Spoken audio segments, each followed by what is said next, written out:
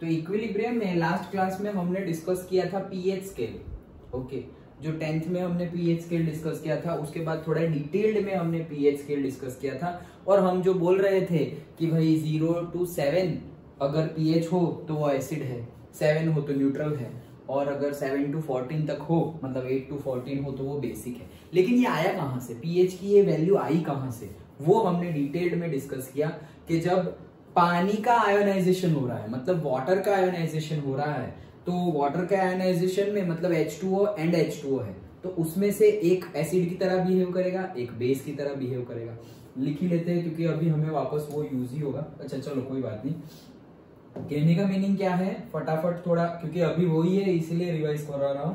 तो पीएच में हमने क्या देखा कि H2O प्लस H2O, तो अगर इन लोगों का आयोनाइजेशन हो रहा है तो ये से एसिड की तरह बिहेव कर रहा है और ये वाटर से बेस की तरह बिहेव कर रहा है। सो एसिड की टेंडेंसी के अकॉर्डिंगली वो H प्लस रिमूव करेगा, तो H प्लस रिमूव करेगा, तो H प्लस रिमूव कर दिया तो बचा क्या, सिर्फ और सिर्फ OH माइनस। तो ये एसिड है तो इसमें से जो बचा हुआ पार्ट है वो क्या बन गया, कॉन्जुगेट बेस बन गया, प्लस ये H प्लस जो इसने लीव कर दिया वो गेन किसने कर लिया, ये H2O ने, तो H2O plus H plus that is H3O plus. ये बेस है तो ये जो बना वो क्या बना, कॉन्जुगेट एसिड। ओके, सो इतना हमें पता है। नाउ प्रैक्टिकली हमें पता चला कि ये जो OH माइनस आयन जो है और जो H3O प्लस या H प्लस आयन है उसका कॉन्सेंट्रेशन कितना आ रहा है, 10⁻⁻7 मोलर। ओके, उसका कॉन्सेंट्रेशन प्रैक्टिकली पता चला कि 10⁻⁻7 मोलर आ रहा है। और फिर सोरेनसन नाम के साइंटिस्ट ने बोला कि 10⁻⁻7 मोलर मतलब 0.00000001 मोलर। इतनी छोटी वैल्यू हर बार लिखनी शायद गलती हो जाए या कोई भी प्रॉब्लम हो जाए, इससे अच्छा है कोई बड़ी वैल्यू के तौर पे बता दो। तो बड़ी वैल्यू कैसे मिलेगी, तो सोरेनसन ने बोल दिया जो भी तुम्हारी वैल्यू है उसका नेगेटिव लॉगरिथम बेस 10 ले लो। Okay, so negative logarithm base 10 जो लेंगे वो है उसका potential, stands for P. Okay, P stands for potential. So potential, अब अगर हम यहाँ पर H का कॉन्सेंट्रेशन ले लेंगे तो यहाँ पर हमें कॉन्सेंट्रेशन किसका लेना है, H प्लस का, तो ये क्या हो जाएगा PH। अगर हम यहाँ पर OH माइनस का कॉन्सेंट्रेशन ले ले तो वो क्या हो जाएगा POH। यहाँ अगर हम से KW का कॉन्सेंट्रेशन ले ले तो ये क्या हो जाएगा PKW, लाइक दैट। सो ये हमें पता चल गया, इतना हमने डिस्कस किया था। सो ये जो है हमारा OH माइनस का कॉन्सेंट्रेशन 10⁻⁻7 और H प्लस का कॉन्सेंट्रेशन भी 10⁻⁻7, तो वो यहाँ पे वैल्यू पुट करेंगे तो वो 7 आ रही थी, वहां से हमें पता चला कि 7 न्यूट्रल है।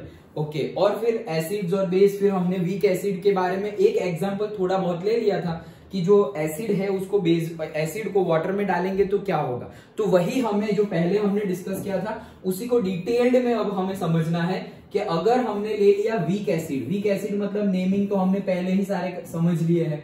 ओके, तो वीक एसिड कौन सा लेंगे हम, से एसिटिक एसिड। ओके, बहुत सारे नाम हमने देखे थे, से एसिटिक एसिड है वो क्या है, वीक एसिड है, फॉर्मिक एसिड है वो क्या है, वीक एसिड है। Okay, benzoic acid weak acid है, बहुत सारे है। Okay, nitrous acid, nitric acid strong acid है, नाइट्रस एसिड HNO2 वो क्या है, वीक एसिड है। तो बहुत सारे वीक एसिड है, उनका आयोनाइजेशन कांस्टेंट हमें पता करना है। जैसे हमने ionization constant of water KW निकाला, तो K तो हमारा इक्विलिब्रियम कांस्टेंट था लेकिन वो वाटर के लिए था इसलिए KW। तो वैसे ही अभी हम K मतलब इक्विलिब्रियम कांस्टेंट लेकिन एसिड के लिए निकाल रहे हैं मतलब KA लिखेंगे, बस उतना ही डिफरेंस है। अदरवाइज जैसे निकाल रहे थे वैसे ही निकालना है। तो स्टार्ट करते हैं। देखो, consider a weak acid HX, HX मतलब कोई भी ले लिया है, और कोई भी ले ले तो X की जगह क्या ले सकते हैं हम, F ले सकते हैं, फ्लोरीन ले सकते हैं, क्योंकि HF जो है ओके वो क्या है, वीक एसिड है। अदरवाइज HCl, HBr, HI ये सारे कौन है, स्ट्रॉन्ग एसिड है। तो हम तो वीक एसिड की बात कर रहे हैं, तो X मतलब हेलोजन में हम कौन सा लेंगे, अभी HF लेंगे। अच्छा, तो HF that is partially ionised in the aqueous solution. Partially मतलब पार्शियली भी नहीं बोल सकते, बहुत ही ज्यादा नेग्लिजिबल। ओके, वीक एसिड है मतलब उनका आयोनाइजेशन बहुत बहुत कम होगा, बहुत कम होगा मतलब मेजरली जैसा था वैसा ही पड़ा रहेगा। और हाँ मतलब से 100 ग्राम है तो 100 ग्राम में से 97-98 ग्राम तो बैठा ही रहेगा वहीं पे वहीं, और सिर्फ 1 और 2 ग्राम और लेस देन दैट सिर्फ आयंस में कन्वर्ट होगा। ओके, क्योंकि वो वीक एसिड है। अगर वो स्ट्रॉन्ग एसिड होता तो मेजरली कन्वर्ट हो जाता और थोड़ा बहुत बाकी बच जाता। ओके, तो वीक एसिड है तो उसके बारे में हम लेते हैं। देखो, the equilibrium can be expressed as, तो इक्विलिब्रियम कैसे आएगा, HX उसको हमने डाल दिया पानी में, तो अगर हमने ये एसिड लिया हुआ है तो पानी कैसे वर्क करेगा, बेस की तरह। हाँ, तो अगर ये हमने एसिड लिया हुआ है तो पानी कैसे वर्क करेगा, बेस की तरह। अभी ये एसिड लिया हुआ है तो अगर ये एसिड है तो एसिड की टेंडेंसी क्या होगी, H+ रिमूव करने की, तो ये H+ रिमूव कर देगा। तो ये H+ रिमूव किया तो ये ले लेगा H+, H2O बेस की तरह काम कर रहा है ना, ये एसिड की तरह काम कर रहा है और ये अभी बेस की तरह है। तो बेस की टेंडेंसी क्या है, H+ गेन करने की, और एसिड की टेंडेंसी क्या है, H+ लूज करने की। ओके, डोनेट करने की, डोनर है वो और ये एक्सेप्टर है। तो ये H+ ले लेगा तो H2O बन जाएगा H3O+। ये बेस है तो यहां से जो बनेगा वो क्या बनेगा, कॉन्जुगेट एसिड। वो सब लिखा नहीं है लेकिन पहले हमने समझ ही लिया हुआ है। और ये जो HX है वो एसिड है तो H+ निकल गया तो बाकी क्या बचा, X-, तो जो X- बचा वो क्या है, ये एसिड है तो ये क्या बन जाएगा, conjugate base. Done. Okay, now हम क्या बोल रहे हैं, अगर ये X की जगह Cl होता, सपोज HCl है, तो ये तो स्ट्रॉन्ग एसिड हो गया। स्ट्रॉन्ग एसिड हो गया मतलब अगर मैंने ये 100 ग्राम लिए तो ये कितने बनते हैं, मे बी 99 ग्राम तो बन ही जाते आयंस, और सिर्फ 1 ग्राम जैसा यहां पर बाकी रहता, क्योंकि स्ट्रॉन्ग एसिड होंगे तो उनका आयोनाइजेशन हो जाता है। ओके, स्ट्रॉन्ग एसिड होंगे तो उनका आयोनाइजेशन ज्यादातर हो जाता है, और अगर वीक एसिड होंगे तो उनका आयोनाइजेशन ज्यादातर नहीं होता। तो ये वीक एसिड लिया, थोड़ी देर बंद कर देते हैं नहीं तो ये बंद हो जाएगा।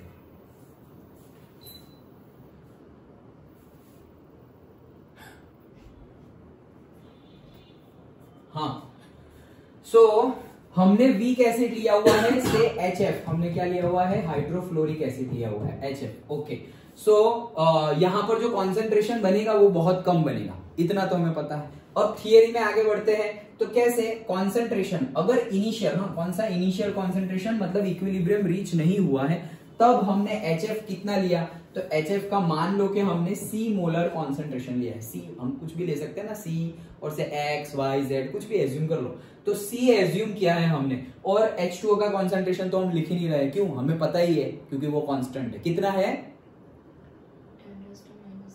नहीं वो तो आयंस का, H+ का और OH- का, लेकिन H2O का कितना, H2O का कॉन्सेंट्रेशन कांस्टेंट रहता है, आयनाइजेशन कांस्टेंट ऑफ वाटर।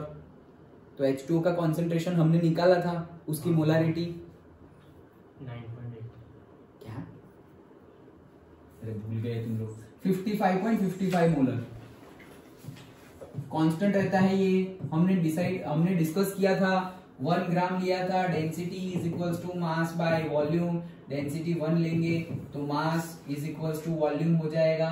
तो वॉल्यूम कितना है मेरा, से वॉल्यूम अगर हम ले लेंगे से 100, यहाँ पे मास ले लिया 1000 ग्राम, तो यहाँ पर कितना आएगा 1000 ml, याद आया। ओके, और फिर हमने मोलारिटी का फॉर्मूला लगाया था, that is mass by molecular mass into 1000 divided by solution का वॉल्यूम इन ml। तो मास ये क्या है, मास, तो मास कितना है 1000 ग्राम, तो 1000 ग्राम हमने ले लिया। और मॉलिक्यूलर मास ऑफ वाटर कितना है 18, H2O का 18 मॉलिक्यूलर मास है, तो 18 इंटू 1000, तो ये फॉर्मूला क्या है। और वॉल्यूम ml में कितना है 1000 ml, तो यहाँ पे 1000 ml पुट कर दिया था। तो ये 1000 तो कट, 1000/18 करेंगे तो 55.55 मोलर आ रहा था। मैंने बोला था 1 मार्क में भी ये प्रूव करने के लिए पूछ सकते हैं। ओके, तो वाटर की मोलारिटी कितनी है 55.55 मोलर, जो कांस्टेंट लेते हैं हम, ये तो हमने डिस्कस किया है ना, नया थोड़ी है। ओके, अदरवाइज शांति से जाते, आराम से जाते। ये फास्ट क्यों गया, क्योंकि हमने ऑलरेडी डिस्कस कर लिया है। ओके, तो वाटर का तो कांस्टेंट ही है, इसलिए यहाँ पे उन्होंने देखो लिखा भी नहीं है। ओके, अभी तो स्टार्ट हुआ है इनिशियल कॉन्सेंट्रेशन, तो इनिशियली तो अभी तो कुछ किया ही नहीं है, तो इसका कॉन्सेंट्रेशन अभी तो आयंस बनेंगे ही नहीं ना, अभी तो स्टार्ट है at T is equal to 0। तो T इज इक्वल टू 0 पे तो सिर्फ रिएक्टेंट ही होगा, क्योंकि आयोनाइजेशन होना तो स्टार्ट ही नहीं हुआ। तो ये भी 0 और ये भी 0। नाउ अभी प्रोसेस स्टार्ट होगी, और प्रोसेस स्टार्ट होगी तो क्या होगा, आयंस बनना स्टार्ट होगा, आयंस बनना स्टार्ट होगा, और फिर इक्विलिब्रियम रीच होगा। जब इक्विलिब्रियम रीच हो उसके बाद रिएक्टेंट का और प्रोडक्ट का कॉन्सेंट्रेशन क्या हो जाएगा, कांस्टेंट। जब इक्विलिब्रियम रीच हो जाए उसके बाद दैट डज नॉट मीन, फिर से बता रहा हूं, कि फॉरवर्ड में कोई प्रोसेस नहीं हो रही है या बैकवर्ड में कोई प्रोसेस नहीं हो रही है। इक्विलिब्रियम के बाद भी फॉरवर्ड बैकवर्ड दोनों प्रोसेस कंटिन्यू हो रही है, लेकिन उनका कॉन्सेंट्रेशन विल रिमेन कांस्टेंट। मतलब अगर इक्विलिब्रियम, ये पहले 100 ग्राम लिया था, इक्विलिब्रियम रीच होने के बाद ये 60 ग्राम बचा, ओके, और ये 40 ग्राम यहाँ पे कुछ मिल गया, तो इक्विलिब्रियम रीच होने के बाद प्रोसेस तो दोनों चल रही है, लेकिन ये 60 का 60 ही रहेगा, अब कम नहीं होगा। लेकिन उसके पहले तो 100 से 90 हुआ, 80 हुआ, डन, ओके। तो कॉन्सेंट्रेशन कांस्टेंट हो गया, ये सब तो हमने समझ लिया है, डन, ओके। अब आगे, let alpha be the extent of ionization. याद रखना, ये अल्फा हमने एज्यूम किया है कि एक्सटेंट ऑफ आयोनाइजेशन, एक्सटेंट मतलब कितना हुआ, ऐसे। तो हम बोले कि भाई कितना आयोनाइजेशन हुआ, जैसे मैंने तुम्हें दे दिया HF, तो बोले HF का आयोनाइजेशन करो, तो कितना आयोनाइजेशन हुआ, एक्सटेंट ऑफ आयोनाइजेशन और परसेंटेज ऑफ आयोनाइजेशन। वैसे न्यूमेरिकल में पूछेंगे तो एक्सटेंट ऑफ आयोनाइजेशन फाइंड करो, परसेंटेज ऑफ आयोनाइजेशन फाइंड करो, that means what, alpha find करना है। तो alpha be the extent of ionization change, okay. तो कैसे हुआ ये, सपोज हमारे पास C कॉन्सेंट्रेशन था, कहां गया वो, ये C कॉन्सेंट्रेशन था, उसमें से उसका अल्फा परसेंट, जैसे हम बोले कि मेरे पास से 500 kg समथिंग कुछ है, ओके, और उसका 20% मैंने कुछ दे दिया, तो मैं उसको कैसे निकालूंगा, मैंने कितना दिया होगा, पहले तो तुम बताओ आंसर। मेरे पास 500 kg कुछ है, कोई सब्सटेंस है, चॉकलेट है 500 kg, और उसमें से मैंने 10% मान लो, ये और इजी कर देते हैं, 10% चॉकलेट मैंने चैरिटी में दे दी, ओके। तो मैंने कितनी दी चैरिटी में, 50। क्यों, क्योंकि 500 का 10% 50 होता है, दैट्स व्हाई मैंने 50 दी। ये तुमने निकाला कैसे 50, मतलब 500 मतलब 100%, तो 10% मतलब कितना, हाँ करेक्ट, क्रॉस मल्टीप्लाई। तो वैसे ही हम यहाँ पर क्या निकाल रहे हैं कि मेरे पास स्टार्टिंग में था C, मेरे पास वैसे ही जो तुम बोले फॉर्मूला जो हम बेसिक पहले से करते आ रहे हैं, वैसे ही मेरे पास पहले से अल्फा है, अभी पहले से मेरे पास C है, अभी C में से मैं अल्फा परसेंटेज, C का अल्फा परसेंटेज निकाल दे रहा हूं। किसका अल्फा परसेंटेज, C का, जैसे 500 का 10%, तो C का अल्फा परसेंटेज मैंने निकाल दिया, ओके। तो C का अल्फा परसेंटेज निकाल दिया, तो मैंने क्या लिख दिया, माइनस कितना हो गया, माइनस C अल्फा। समझ में आया, जैसे मैंने अभी तुम्हें चॉकलेट्स का बताया, मेरे पास इनिशियली चॉकलेट्स कितनी थी, 500, और उसका 10% मैंने निकाल दिया, तो तुम कैसे करोगे, मेरे पास अब कितना रहा, मैंने 10%, हाँ कितना रहा, 450, तो ये 450 कहां से आया, तो मैं ऐसे करूंगा, मेरे पास 500 था, माइनस 500 का 10% मैंने दे दिया, मतलब माइनस करना पड़ेगा, तो 500 का 10%, तो मैं कैसे करूंगा, 50 डायरेक्टली आएगा, अदरवाइज 500 लिखूं, ओके, 500 इंटू से 10 डिवाइडेड बाई से 100, तो ये 0 0 0 0 कट, तो 500 माइनस 50, तो आंसर आ गया 450। मैं क्या बोल रहा हूं कि मेरे पास कितना बचा, चैरिटी कर दी मैंने 10%, तो 10% मतलब क्या, पहले तो ये निकालना है कि 10% निकाल दिया, तो 10% कैसे निकालूंगा, अरे 500 का 10%, तो 100% हो तो 500 है, तो 10% हो तो कितना, तो 500 इंटू 10 बाई 100, तो 500 इंटू 10 बाई 100, इतना मैंने निकाल दिया। अच्छा, ये तो मैंने निकाला इतना, लेकिन मेरे पास रहा कितना, तो 500 में से उतना माइनस कर दो, सिंपल है। यही मेथड हम यहां यूज कर रहे हैं कि मेरे पास ये जो 500 थी उसकी जगह मेरे पास क्या थी, C कॉन्सेंट्रेशन थी। अभी C का 10%, 500 का 10% निकाला ना मैंने, वैसे ही मैं बोल रहा हूं कि मैंने ये C का अल्फा परसेंटेज निकाल दिया, तो मैं C अल्फा बोल सकता हूं। तो मेरे पास रहा कितना, C माइनस C अल्फा, उतना मेरे पास रहा, जैसे यहां किया वैसे ही यहां। पक्का समझ में आया, श्योर, क्योंकि उसके बेस पे भी न्यूमेरिकल करना है, अंडरस्टूड।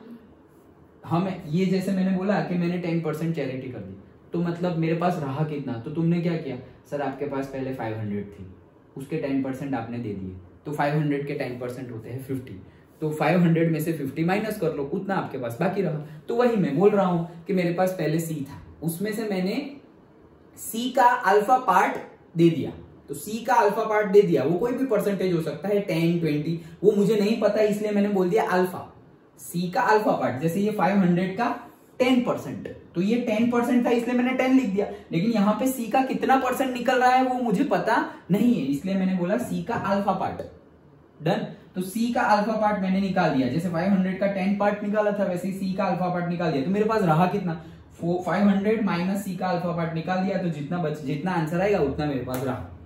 Done, okay. तो वही कंसेप्ट हम लगाए हैं क्या कि अभी निकला कितना, तो C का अल्फा पार्ट मतलब ये निकल गया मेरे पास, तो फिर रहा कितना, C माइनस C अल्फा जितना रहा, और बनेगा कितना, तो यहां से जितना निकला उतना ही बनेगा ना। स्टोइकियोमेट्रिक कोएफिशिएंट देखो 1 मोल 1 मोल 1 मोल 1 मोल, सब 1 1 1 1 ही है। तो यहाँ पे ऐसे अगर 2 जाएगा तो यहाँ पर भी 2 और 2 बनेगा। तो वैसे ही इसका कॉन्सेंट्रेशन क्या है, इसका कॉन्सेंट्रेशन में से अगर C अल्फा निकल गया तो फिर जैसे चैरिटी अभी कर रहे थे, चलो जैसे अभी चैरिटी कर रहे थे तो मैंने बोला कि भाई 10% चैरिटी मैंने कर दी, ओके। तो अभी कोई बोले कि किसी को चैरिटी में चॉकलेट मिली, कितनी मिली होगी, अरे जितनी मैंने चैरिटी की होगी उतनी ही तो मिली होगी, ओके। ज्यादा थोड़ी मिली होगी, अगर देने वाला मैं अकेला हूं और लेने वाला वो अकेला है तो उसको कितनी मिली होगी, जितने मैंने दी होगी उतनी ही मिली होगी ना, उससे ज्यादा थोड़ी मिल सकती है या उससे कम भी नहीं मिल सकती, बाहर कोई वेस्ट तो हो नहीं रही है। तो मतलब मेरे में से निकला कितना, C अल्फा, तो इन लोगों को मिलेगा कितना, C अल्फा ही मिलेगा, ये लोग लेने वाले हैं। तो इसका कॉन्सेंट्रेशन कितना, C अल्फा, इसका कॉन्सेंट्रेशन भी कितना, C अल्फा। हाँ बोलो। चलो थोड़ा सा लॉस होता है, उसमें लॉस नहीं होता। हाँ इसमें कोई लॉस नहीं होगा इसमें कोई लॉस नहीं होगा, ओके। कोई लॉस, फ्रिक्शन या ऐसा कोई टाइप का लॉस हम अभी यहाँ पे कंसिडर नहीं कर रहे। क्यों, क्योंकि केमिकल रिएक्शन है, क्लोज कंटेनर है, केमिकल रिएक्शन में याद करो स्टार्टिंग वाले चैप्टर में ही हमने सारे लॉस पढ़े थे कि ये सारे लॉस फॉलो होते हैं, वैसा हम एज्यूम कर लेंगे।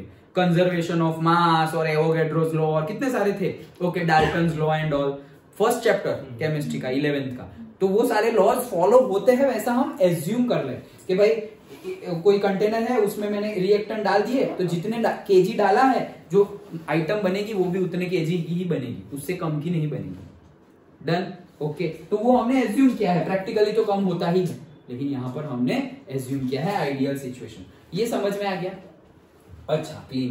तो इक्विलिब्रियम पर कितना बचा, तो देखो C में से C माइनस हो गया, उतना बचा, किसका बचा, HX का, क्योंकि मैंने इतना निकाल दिया, C में से इतना पार्ट निकाल दिया तो इतना बचा इक्विलिब्रियम में। अभी इतना निकाल दिया तो बनेगा भी कितना, C अल्फा और C अल्फा, सिंपल। अभी मैं क्या करूंगा, सिंपली मैं ऐसा हो तो समझा दूं क्या, फिर बुक में से हम पढ़ते रहेंगे, समझा देता हूं, देखो फिर बुक में से हम पढ़ते रहेंगे।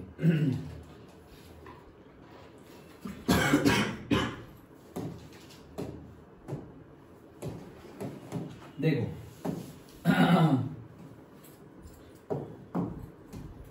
हाँ देखो क्या बोल रहे हैं हम कि मैंने सपोज एक वीक एसिड ले लिया है HF, उसको मैंने डाल दिया पानी में, ओके।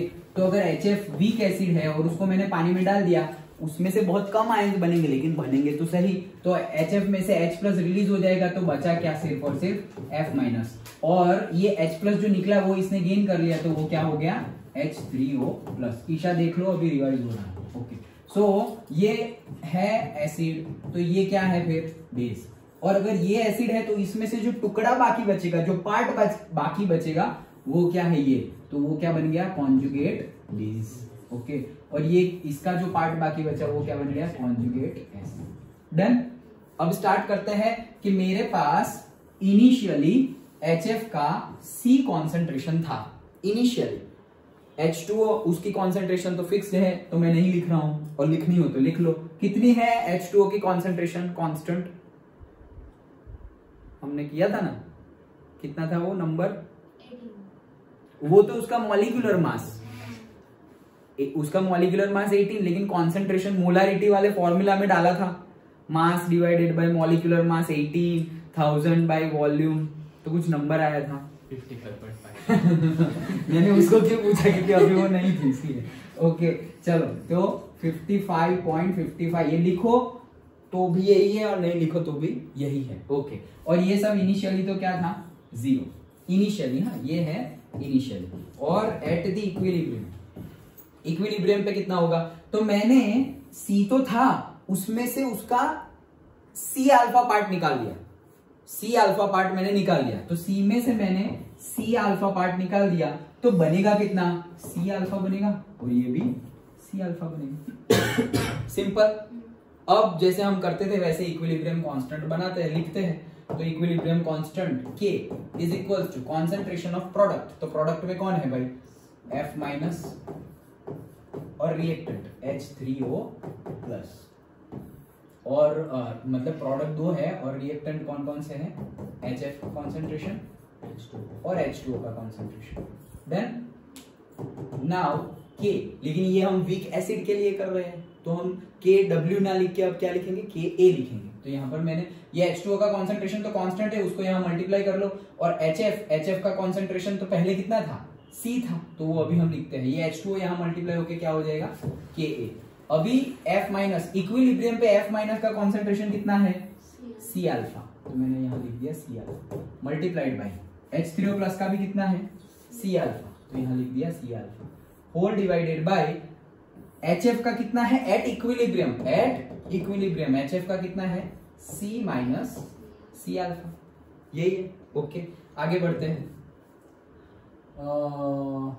मल्टीप्लाई कर लो तो क्या हो जाएगा, KA is equal to C square alpha square हो जाएगा, दो है। अच्छा नीचे इन दोनों में से C कॉमन ले लो तो बचा क्या, 1 माइनस अल्फा। डन, एक C कट हो गया तो रहा क्या, KA इज इक्वल टू एक C बचा alpha square whole divided by नीचे क्या है 1 माइनस अल्फा। बस ये आ गया मेरा फॉर्मूला, खत्म, यहां तक ही जाना था हमें। डन, तो इससे हुआ क्या, इससे हमें मिलेगा हमारे वीक एसिड का ionization constant Ka। Okay Ka मिल जाएगा हमें। Ka कैसे मिलेगा, अगर मेरे पास इनिशियल कॉन्सेंट्रेशन ऑफ HF है, वो तो होगा ही ना, HF तो मैंने रिएक्टेंट मैंने खुद लिया हुआ है, तो मैंने कितना लिया वो तो मुझे पता होगा, तो इनिशियल कॉन्सेंट्रेशन C है। अल्फा क्या है, जितना पार्ट उसका बाहर निकल गया वो, ओके C अल्फा पार्ट बाहर निकला था ना, तो अल्फा हमें ढूंढना है, वो अल्फा की वैल्यू अगर हम रख देंगे तो अगर मुझे Ka मिल जाएगा, और अगर Ka है ऑलरेडी और मेरे पास C है तो मुझे अल्फा भी मिल जाएगा। मतलब इन शॉर्ट यहाँ पे अननोन कितने हैं, 1 2 3, 3 अननोन है, 3 में से 2 पता होंगे तो तीसरा ढूंढ सकते हैं। जैसे मुझे Ka पता है और मुझे C पता है, तो Ka और C पता है, वो फॉर्मूला में वैल्यू पुट करेंगे तो अल्फा के टर्मिनोलॉजी में मुझे एक इक्वेशन मिलेगा, वो इक्वेशन को सॉल्व करो, क्वाड्रेटिक इक्वेशन जैसे 10th में करते थे, कल न्यूमेरिकल भी किया था b² माइनस 4ac वाला, वैसे करेंगे तो अल्फा मिल जाएगा। अल्फा मिल गया तो यहाँ वैल्यू पुट करूंगा तो मुझे पता चल जाएगा इक्विलिब्रियम पे F माइनस का कॉन्सेंट्रेशन कितना है, C अल्फा जितना, C तो पहले से पता था, उसको अल्फा से मल्टीप्लाई कर लो, इसका कितना होगा, वो भी C अल्फा ही होगा। इक्विलिब्रियम पे HF कितना बाकी बचेगा तो वो भी पता चल जाएगा, C तो पहले से पता था, ये भी C पहले से पता था, अल्फा की वैल्यू पता की हमने, वो पुट कर दो। ओके तो equilibrium constant, weak acid ionization constant for a weak acid Ka हमने निकाल लिया, तो उसमें हमने कौन सा तोप का गोला खोल दिया। ओके लेकिन कहने का मीनिंग क्या है, उसमें हमने क्या ऐसे बहुत बड़ी बात क्या कर दी, बड़ी बात ये कर दी हमने कि अगर हमें Ka की वैल्यू गिवन है, अगर ionization constant for weak acid Ka की वैल्यू अगर हमें गिवन है या हमें पता है, तो हम इक्विलिब्रियम पे सारे के सारे रिएक्टेंट एंड प्रोडक्ट का कॉन्सेंट्रेशन फाइंड कर सकते हैं। अभी तो बताया कैसे फाइंड कर सकते हैं, कैसे फाइंड कर सकते हैं, इस न्यूमेरिकल करना ही है तो उसमें हम डिटेल में देखेंगे, लेकिन फिर भी अभी तो हमने डिस्कस किया कैसे, यहां पर वैल्यू पुट कर दे, Ka की वैल्यू तुम्हें पता है और C तो तुम्हें पता ही होगा, ये इक्वेशन को सॉल्व करो, अल्फा मिल जाएगा। अल्फा मिल गया, यहाँ पे पुट करोगे तो ये भी मिल गया, ये भी मिल गया, ये भी मिल गया, सब कुछ मिल गया। H2O तो कांस्टेंट ही है 55.55। डन, ओके पक्का। सो विदिशा ये सब हमने पहले आगे कर लिया है, तो कुछ तुम्हें समझ में ना आए तो डोंट हेजिटेट, पूछ लेना। ओके हमने ऑलरेडी पहले डिस्कस कर लिया है, इसलिए देखो अभी इन लोगों को कल ही डिस्कस किया, लेकिन तुम तो कल आई नहीं थी। ओके कोई बात नहीं। अच्छा चलो, क्यों अभी क्यों नहीं आ रही तुम, ले तो ये भी सो रहा था, फिर कल तो कब खत्म होने आया तब आया था वो। अच्छा चलो, so Ka is equal to C alpha square upon 1 minus alpha, ये हमारा फॉर्मूला मिला। तो Ka से तुमने ये थियरी से तुम्हें मिला क्या, तो सर अगर मेरे पास Ka है तो हम इक्विलिब्रियम पे सभी के सभी का कॉन्सेंट्रेशन फाइंड कर सकते हैं। अच्छा ऐसे कैसे, अभी जैसे बोला वैसे। अच्छा फिर दूसरा क्या पता कर सकते हो, सर अगर मुझे Ka की वैल्यू पता हो तो एक्सटेंट ऑफ आयोनाइजेशन मतलब अल्फा, अल्फा भी ढूंढ सकते हैं, बोला ना alpha is nothing but extent of ionization, कितना आयोनाइजेशन हो रहा है तो अल्फा भी ढूंढ सकते हैं। कैसे, वो सब आप छोड़ो ना, हमें पता है। ओके, तो ऐसे ही इसको सॉल्व करो तो अल्फा भी ढूंढ सकते हैं। तो देखो कि क्या क्या ढूंढा तुमने सबका कॉन्सेंट्रेशन ढूंढा, तुमने अल्फा ढूंढा, और क्या ढूंढ सकते हैं हम, इक्विलिब्रियम रीच होने के बाद ये सॉल्यूशन की पीएच कितनी है वो भी ढूंढ सकते हैं। वो कैसे सर, वो भी ऐसे ही H3O+ है। ओके, तो H3O+ का कॉन्सेंट्रेशन सी अल्फा में पुट करोगे तो H3O+ का कॉन्सेंट्रेशन मिल गया तुम्हें इक्विलिब्रियम पे। सपोज मान लो इसकी वैल्यू आ गई 2 × 10⁻⁷ व्हाटएवर। ओके, ये इसकी वैल्यू आ गई मोलारिटी की। तो हम पीएच फाइंड कर सकते हैं कैसे, ये तो कॉन्सेंट्रेशन है। तो कल ही हमने डिस्कस किया था potential of hydrogen is nothing but minus of log base 10, और हाइड्रोजन का कॉन्सेंट्रेशन ले लो तो वो कितना है 2 × 10⁻⁷। तो माइनस तो बाहर, लॉग में मल्टीप्लाई हो तो क्या होता है प्लस, तो यहाँ पे हो जाएगा log(2) प्लस हो जाएगा log(10⁻⁷). तो ये माइनस तो अपनी जगह ही है। log(2) की वैल्यू मुझे तो याद है, तुम लोग देख लेना 0.3080 होती है, वो न्यूमेरिकल अभी करेंगे तो हम देख लेंगे। इतनी होती, इतना तो सही है, इतना तो है ही, पीछे पता नहीं क्या है। ओके, और 10⁻⁷ log का ये रूल हमने देखा था कि -7 आगे आ जाएगा। ओके, ये बेस 10 है ना, ये भी बेस 10 है, तो 10 बेस 10 वो तो 1 हो जाएगा, -7 आगे आएगा तो यहाँ हो जाएगा -7। ये बाहर वाला माइनस अंदर जाएगा तो क्या हो जाएगा -0.3080 माइनस माइनस प्लस 7 में से इतना माइनस हो गया तो कितना बचा 6.9 समथिंग, कुछ भी होगा। तो ये मुझे पीएच मिल गई, देखो मिल गई ना पीएच। तो मुझे तो सिर्फ के की वैल्यू पता थी, तो अगर के की वैल्यू पता है तो मुझे कॉन्सेंट्रेशन इक्विलिब्रियम पे पता चल जाएगा H+ का या H3O+ का कितना है, वो पता चल गया तो उसके बेस पे मैं पीएच भी पता कर सकता हूं। देखो, तो सिर्फ और सिर्फ के की वैल्यू पता होने से मुझे कॉन्सेंट्रेशन पता चल गया, मुझे एक्सटेंट ऑफ आयोनाइजेशन पता चल गया, मुझे पीएच पता चल गया। वो वैसी बात हो गई। कैसी, तुम मुझे खून दो मैं तुम्हें आजादी दूंगा। ओके, तुम मुझे के दो मैं तुम्हें कॉन्सेंट्रेशन दे दूंगा, एक्सटेंट ऑफ आयोनाइजेशन दे दूंगा, पीएच कितनी है वो भी दे दूंगा। Like that. किसने बोला था ये सेंटेंस? सुभाष सर। सही है। अच्छा चलो डन। ओके, समझ में आ गया पक्का? तो चलो अभी बुक में से देख लेते हैं।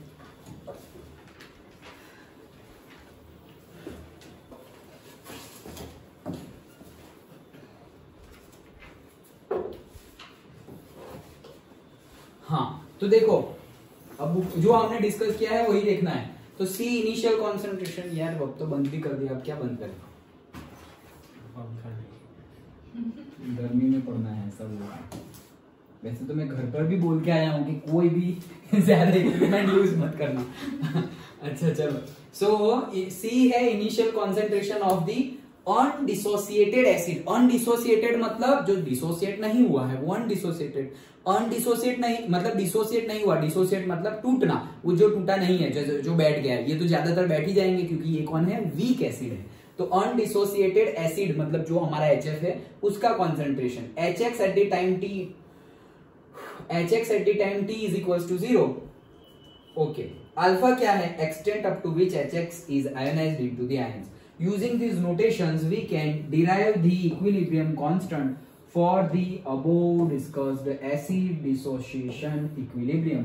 Ka is equals to this. ये कैसे आया हमने डिस्कस कर लिया, C⁴ अपॉन 1 माइनस अल्फा, जो अभी हमने डिस्कस किया वही है। डन। ओके, नाउ बस चलो आगे बढ़ते हैं। Ka is called the dissociation or ionization constant of acid HX. It can be represented alternatively in terms of molar concentration as follows. तो molar concentration में ऐसे भी लिख सकते हैं हम, जो हमने तो दोनों तरीके से लिख दिया था ना। ये है हमारा मोलर कॉन्सेंट्रेशन, देखो सबका कॉन्सेंट्रेशन लिया है तो मोलर कॉन्सेंट्रेशन, और तुमने डायरेक्टली ये लिया तो तुमने इनिशियल कॉन्सेंट्रेशन और एक्सटेंट ऑफ आयोनाइजेशन के फॉर्म में Ka बोला। Ka तुम इस तरह से भी बोल सकते हो, Ka तुम ये रहा, ये तो K है, ये रहा Ka।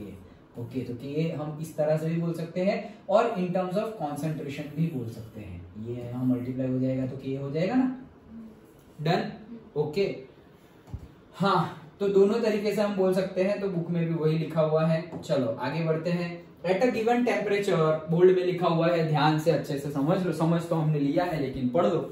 देखो eight a given temperature T, क्यों ऐसा बोला? क्योंकि हमें पता है कि equilibrium constant depends on the temperature.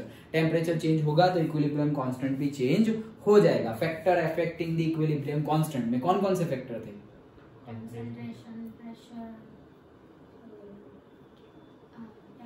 Temperature और एक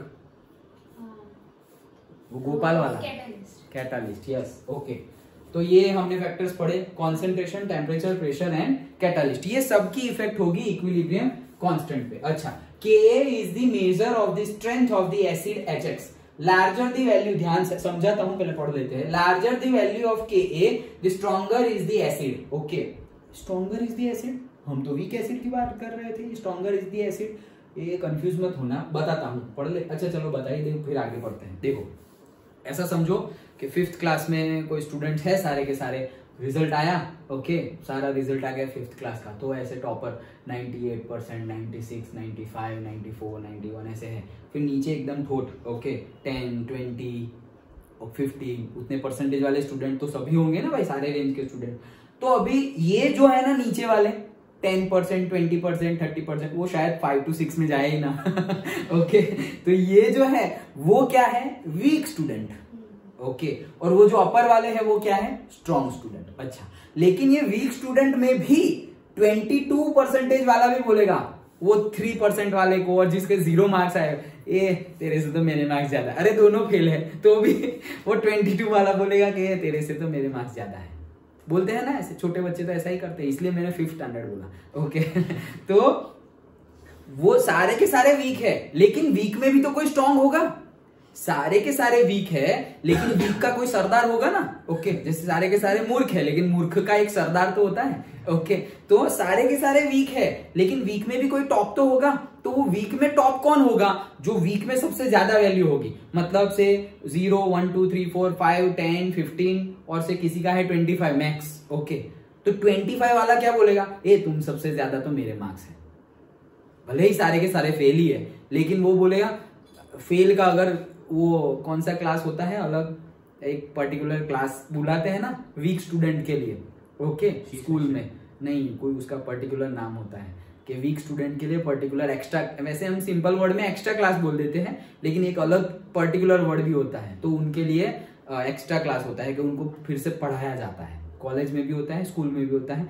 तुम्हारे स्कूल में नहीं होता तो मजे मारो, कोई बात नहीं ओके चलो, तो कहने का मीनिंग क्या है कि अभी उन लोगों का अगर अलग से क्लास बना दिया तो अलग से क्लास में वो बच्चा तो एकदम टॉपर हो जाएगा। कौन? 25 वाला। ओके, तो क्लास तो सारी वीक की है लेकिन उसमें भी एक टॉपर है, तो वीक में कैसे टॉपर हो सकता है? वो टॉपर, वो 95 और 96 के टॉपर की बात नहीं चल रही है, ये वीक वाला जो ग्रुप है उसमें वो टॉपर है। ओके, तो ये स्ट्रॉन्ग एसिड किसके रिस्पेक्ट में बोल रहे हैं? ये जितने भी हमारे पास वीक एसिड है, एसिटिक एसिड है, फॉर्मिक एसिड है, नाइट्रस एसिड है, ओके, जितने भी वीक है, ये हाइड्रोफ्लोरिक एसिड है, जितने भी वीक एसिड है उसमें भी कोई स्ट्रॉन्ग एसिड होगा। ये सारे वीक में भी कोई स्ट्रॉन्ग होगा। तो ये सेंटेंस वो बोल रहे हैं कि सारे वीक में स्ट्रॉन्ग कैसे पता करें, तो वो बोल रहे हैं कि सारे वीक एसिड होगा, फिर सारे वीक एसिड का ऐसे ही आयोनाइजेशन होगा, तो सारे ही वीक एसिड का सेम मेथड से हम Ka वैल्यू निकाल सकते हैं। सबकी अगर Ka वैल्यू निकाली तो जिसकी Ka वैल्यू ज्यादा वो सारे वीक में स्ट्रॉन्ग। ऐसा समझ में आया सेंटेंस? अब फिर से पढ़ता हूं, देखो। At a given temperature, Ka is measure of the strength of the acid. Strength of the acid. Ka. तो larger the value of Ka, जिसकी Ka की वैल्यू ज्यादा, the stronger is the acid. Stronger in the sense समझ में आ गया? Don't get confused. Okay. Ka is a dimensionless quantity. Obviously, concentration by concentration, तो dimensionless ही हो गया ना, ऊपर भी कुछ नहीं, ऊपर भी मोल पर लीटर, नीचे भी मोल पर litre, cancelled. Okay. So dimensionless quantity with the understanding that standard state concentration of all species is 1 molar. Simple है। तो ये कहना क्या चाह रहे थे, बोल्ड में समझ में आया? तो इसके बेस पे भी एमसीक्यू पूछ लेंगे। कैसे इसके बेस पे एमसीक्यू पूछ लेंगे? ऐसे ही इसके बेस पे एमसीक्यू पूछ लेंगे कि ये सारे के सारे तुम्हारे वीक एसिड है, भाई बोर्ड ना बिगड़ जाए। सारे के सारे वीक एसिड हैं, देखो, hydrofluoric acid, nitrous acid, formic acid, niacin, acetic acid, benzoic acid, hypochlorous, कितने सारे हैं, ये सारे के सारे नाम तुम्हें याद रखने हैं। वैल्यू तो नहीं, नाम याद रखने हैं। मैं पूछूंगा कि एक वीक एसिड का, 2 वीक एसिड का, 3 वीक एसिड का नाम बताओ। इसके पहले वाली थियरी में हमने weak acid, weak base, strong acid, strong base, सबके थोड़े थोड़े थोड़े थोड़े एटलीस्ट 3 याद रख लो। एटलीस्ट बोल रहा हूँ, सारे याद रख लो। अभी 12th आ गया ही है। ओके, नेक्स्ट ईयर नहीं बोल सकते अब। नेक्स्ट ईयर 12th है ऐसा नहीं बोल सकते, 12th आ गया है। Okay, you are already there. तो अब सब कुछ याद रखना पड़ेगा, एटलीस्ट नाम तो याद रख लो। नाम इन द सेंस फॉर्मूला के साथ। हाइड्रोफ्लोरिक एसिड कितना इजी, अभी तो पढ़ा HF। Nitrous acid, nitric acid strong है, नाइट्रस HNO2 और नाइट्रिक HNO3 ये वीक है। फॉर्मिक हमारा वो चीटी वाला, एंट वाला। ओके, तो HCOOH, निएसिन C5H4N COOH, वो ग्रुप कौन सा ग्रुप है? Carboxylic acid. Okay, acetic acid हमें पता ही है। ओके, उसका दूसरा नाम, हाँ करेक्ट। ओके, बेंजोइक एसिड, ये बेंजीन और carboxylic acid. Hypochlorous acid HClO, then hydrocyanic acid HCN, phenol. Okay, तो बेंजीन के ऊपर OH तो फिनॉल, हमने पढ़ा ना ऑर्गेनिक में। ओके, तो ये सारे के सारे वीक है। अब ये सारे के सारे वीक में भी कौन टॉप मार रहा है कि एक ही वैल्यू देख लो तो पता चल जाएगा। तुम ही देख लो और तुम ही बताओ कौन टॉप मार रहा है। आराम से देखो, मुझे नहीं चाहिए, जल्दी नहीं है मुझे, आराम से। वो हंस रही है, मतलब उसने पढ़ लिया लग रहा है कहीं। पढ़ लिया नहीं? क्यों ऐसा बोला?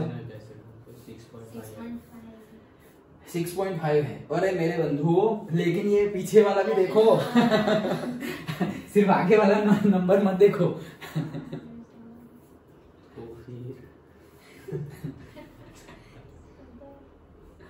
अब तो बताओ, अभी मैं इसमें क्या हिंट दूं? सब कुछ तो सामने दिख रहा है। Nitrous acid. कहाँ है नाइट्रस एसिड? अच्छा, सेकंड वाला। अच्छा, पक्का नाइट्रस एसिड? सबका आंसर नाइट्रस एसिड है। हाँ पक्का। तो नाइट्रस एसिड अगर पक्का है तो फॉर्मिक एसिड क्यों नहीं है? फॉर्मिक एसिड 1.8 है और वो 4.5 है। तो छोटा कौन सा हुआ? 1.8। तुम्हें क्या कि ए की वैल्यू कौन सी? मैं पूछ रहा हूँ, हाँ, मैं नहीं बोल रहा हूँ कि फॉर्मिक एसिड, मैं तो तुम्हें क्वेश्चन ही पूछ रहा हूँ, तुम ध्यान से आंसर दो। 1.5 तो है ही नहीं, 4.5। हाँ, नाइट्रस एसिड 4.5 इंटू 10⁻⁻⁴ और ये है 1.8 इंटू 10⁻⁴। तुम्हें क्या पता करना है? कौन सी वैल्यू सबसे बड़ी है? तो कौन सी वैल्यू सबसे बड़ी है? 4.5 इंटू 10⁻⁴। अगर ऐसे कंफ्यूजन हो तो लिख कर देख लो। ओके, कहाँ गई पेन? आ जाओ भाई जल्दी। हाँ, लिख कर देख लो। तो देखो 4.5 इंटू 10⁻⁴। तो अगर हम +4 कर देंगे तो ये 0 हो जाएगा। तो अगर नेगेटिव साइड जाएंगे तो पॉजिटिव होता है ना 10⁻², तो नेगेटिव साइड जाते हैं। तो देखो 0.45, तो एक पॉइंट आगे बढ़े तुम तो 10⁻³ 0.045 0.0045।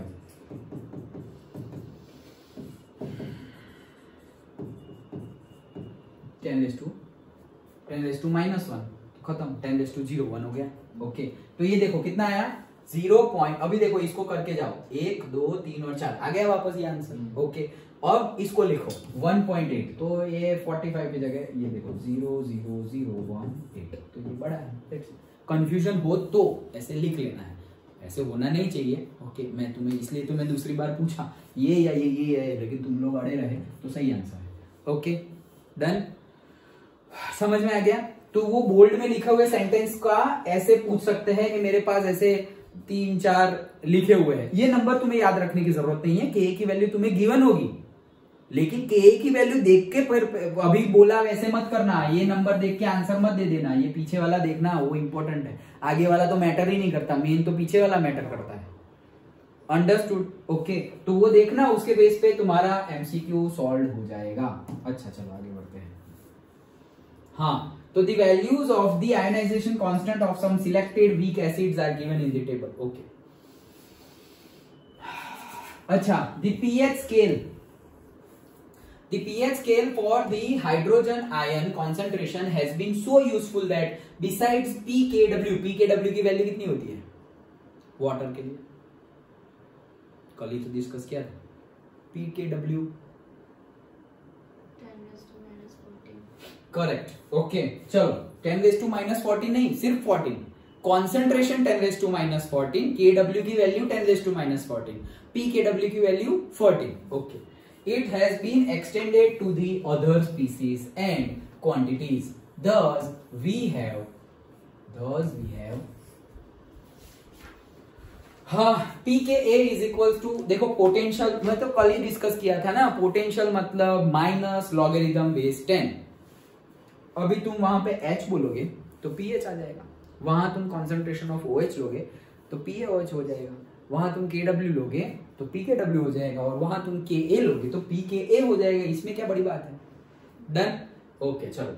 Knowing the ionization constant Ka of an acid and its initial concentration C, it is possible, बोला ना कि तुमने क्या बड़ा काम कर दिया, तो यहाँ लिखा हुआ है it is possible to calculate the equilibrium concentration of all the species and also the degree of ionization। ये क्या है?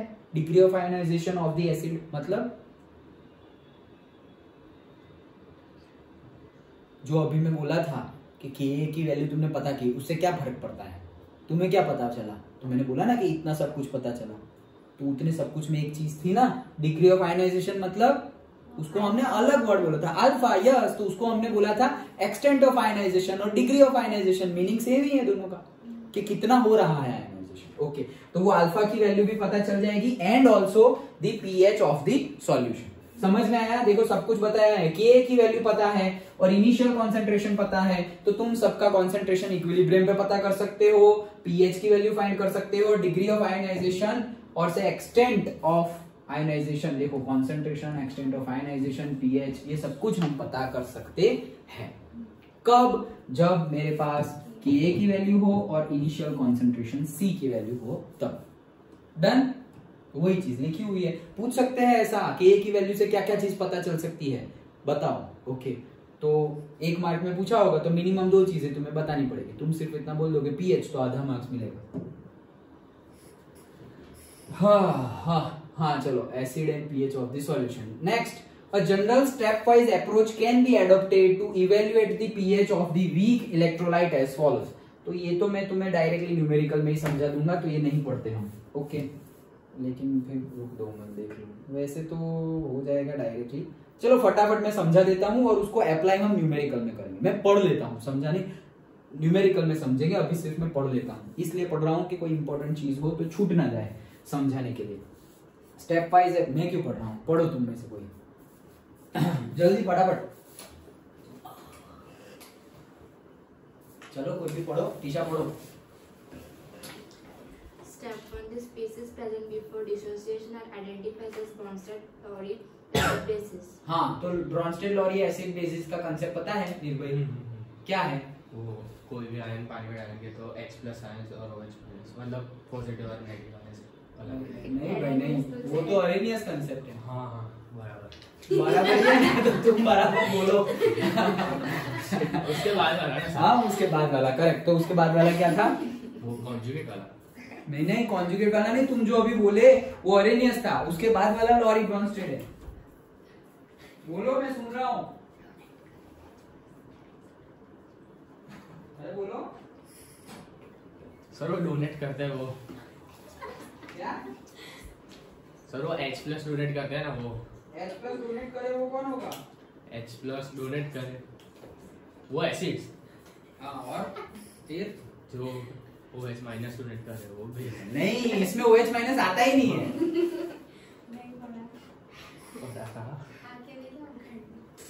नहीं पढ़ा तो भी चलेगा, लेकिन यहाँ तो समझाया था ना। हाँ टीशा, आगे बढ़ो। Step 2, balance equations for all possible reactions, that is with a species acting both as acid as well as base are written।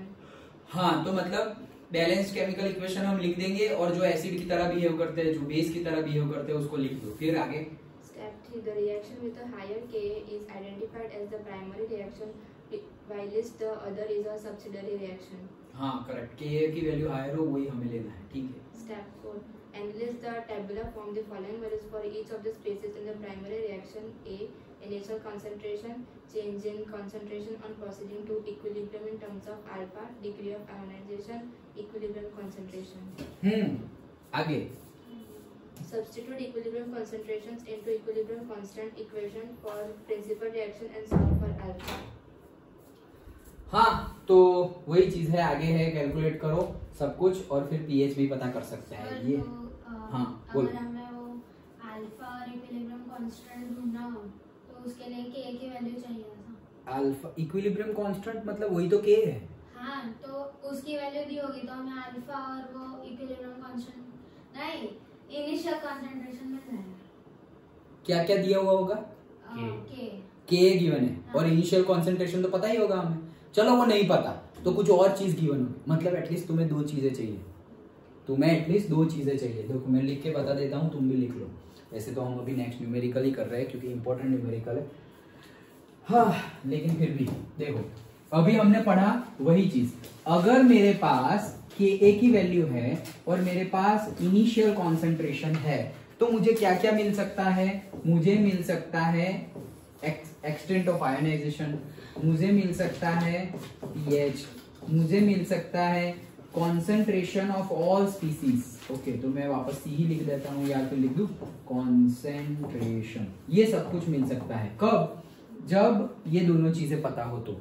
अगर ये दोनों चीजें नहीं है, मुझे ऐसा गिवन हो कि मुझे के की वैल्यू गिवन है लेकिन इनिशियल कॉन्सेंट्रेशन जैसा तुमने अभी बोला वो गिवन ही नहीं है, तो इन तीन में से कुछ और एक गिवन होगा. सपोज पीएच गिवन है, के और पीएच गिवन है, तो भी फिर मैं क्या पता कर सकता हूँ? सी पता कर सकता हूँ, सबका कॉन्सेंट्रेशन भी पता कर सकता हूँ और अल्फा भी पता कर सकता हूँ. मतलब इन शॉर्ट ये 5 में से 2 गिवन होगी और 3 फाइंड करनी है. वैसे न्यूमेरिकल हमें सॉल्व करना है. ओके, तो अभी हम वही कर रहे हैं, लेकिन ये थियरी समझ में आ गई.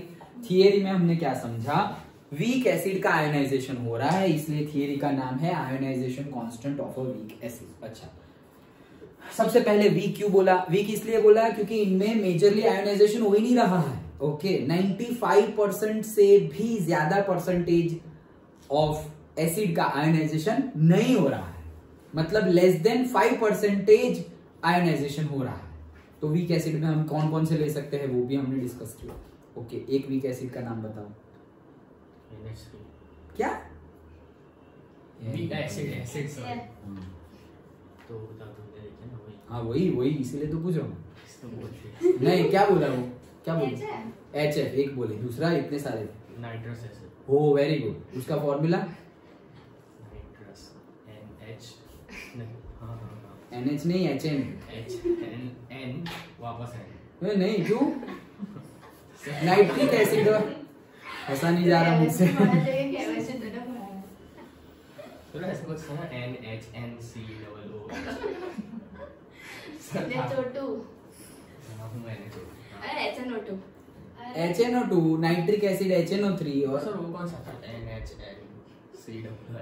Formic acid HCOOH formic acid. नहीं तो NH. क्या? NH और N था और फिर COOH था. NHN नहीं, ऐसा मैंने तो नहीं पढ़ा. फर्स्ट स्क्रॉल करो.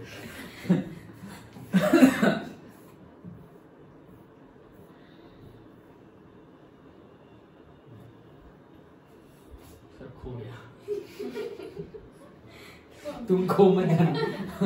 अच्छा चलो, एसिडिक एसिड कितने सारे हैं. ओके हाँ चलो, तो कहने का मीनिंग क्या है समझ गए? Weak acid. वीक एसिड मतलब देखो अभी थोड़ा मस्ती लेकिन अभी सीरियसली. हाँ, 12th में नहीं चलेगा ऐसे. तो हमने वीक एसिड इनको बोला क्योंकि इनका आयोनाइजेशन ही बहुत कम हो रहा है. ओके, अब आयोनाइजेशन मतलब पानी में डाला तो उनके आयंस बहुत कम बन रहे हैं, तो वो भी हमने पूरा डिस्कस कर लिया कि आयंस बहुत कम बन रहे हैं. ये एसिड है, ये बेस है, यही स्टेप है. स्टेप 1 क्या मतलब डिस्कस करो और लिख दो, राइट डाउन के कौन एसिड है कौन बेस है. तो देखो हमने वैसे ही लिख कर किया, ये लिख लिया. फिर इसकी तो H2O के तो कंसंट्रेशन कांस्टेंट है, फिर इसमें से C कंसंट्रेशन हमें नोन है, उसमें से उसके परसेंटेज C अल्फा निकाल दिए.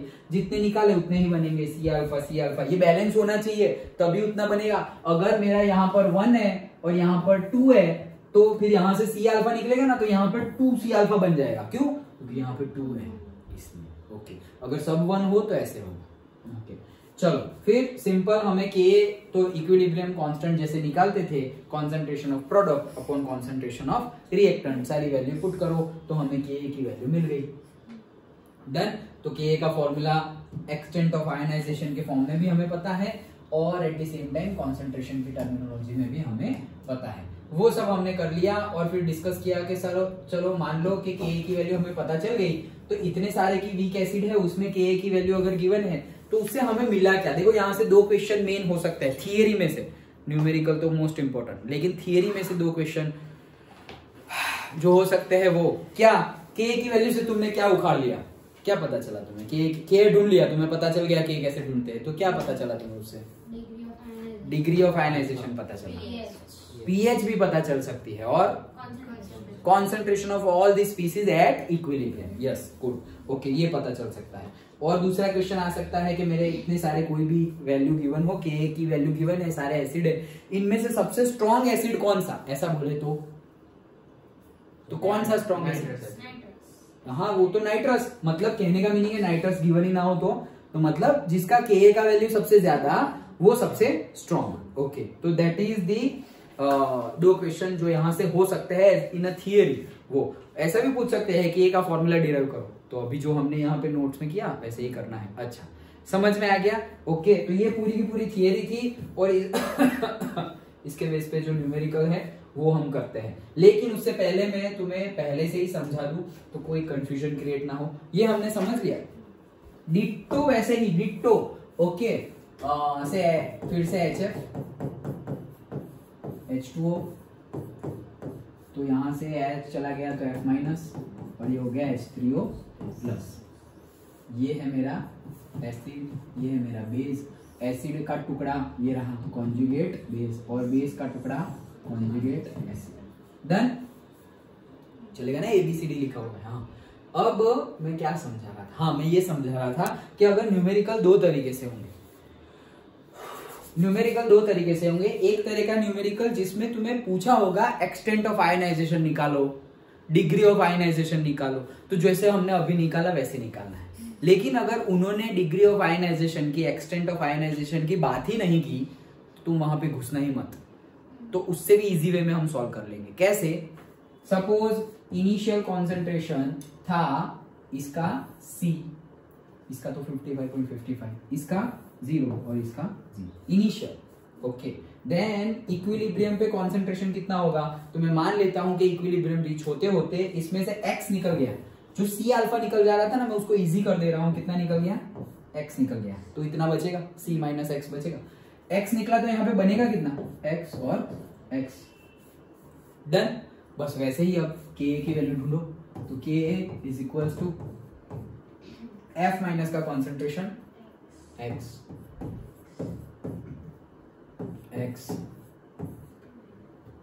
C minus X। अंडरस्टूड, तो ये क्या हो गया, Ka is equal to X square upon C minus X। यहां से इजी करने के लिए जब आयनाइजेशन कांस्टेंट नहीं, जब एक्सटेंट ऑफ आयनाइजेशन और डिग्री ऑफ आयनाइजेशन की बात ना की हो तो तुम ये मेथड यूज कर लेना, तो न्यूमेरिकल और इजी हो जाएगा। ओके इसमें हम एज्यूम कर लेंगे C is very very very greater than X।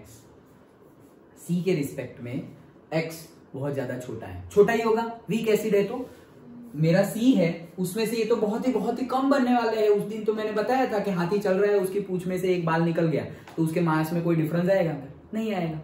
हाथी के मांस में एक पूंछ में से एक बाल निकल गया तो क्या वो सांस लेगा तो उतनी ज्यादा मांस बढ़ जाएगा उसका। ओके तो कोई फर्क पड़ेगा नहीं, क्यों, क्योंकि ये वीक एसिड है, मतलब वो बाल वीक है। ओके लाइक दैट, तो ये C माइनस X ये वीक एसिड है, मतलब इसमें से आयनाइजेशन बहुत ही कम हो रहा है, बहुत ही कम हो रहा है, मतलब इसकी तो कोई नेग्लिजिबल है यार, तो उसको इतना कम है, C के रिस्पेक्ट में कुछ है ही नहीं वो। ओके ये C हाथी है और ये उसका बाल है, तो वो बाल का क्या कंपैरिजन, तो उसका कोई कंपैरिजन ही नहीं है। तो अगर ऐसा है तो हम X को निग्लेक्ट कर सकते हैं, निग्लेक्ट कर दो बाल को, तो X square upon directly C, तो ये यहां से तुम्हारा न्यूमेरिकल और इजी हो जाएगा।